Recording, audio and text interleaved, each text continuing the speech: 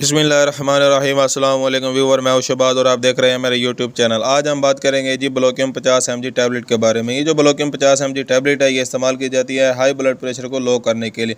यानी कि अगर आपने बहुत सी मेडिसिन इस्तेमाल की है यानी कि तो तब भी जो आपका जो ब्लड प्रेशर है वो लो नहीं हो रहा, तो आपसे रिक्वेस्ट है कि आप जो ये टैबलेट इस्तेमाल करें ब्लोकियम 50 mg।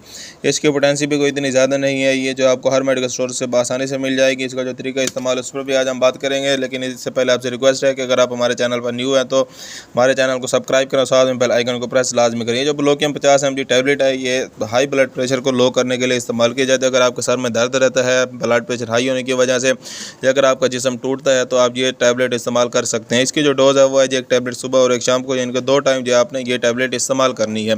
इसके अलावा ये मैं आपको बताऊँ, ये जो टैबलेट आपको हर मेडिकल स्टोर से आसानी से मिल जाती है। अगर आप कोई भी बात समझ नहीं आई तो हमें कमेंट लाजमी करें। मिलते हैं अगले वीडियो में। अपना और अपनी सेहत का ख्याल रखें। हमें इजाज़त दें। अल्लाह हाफिज़।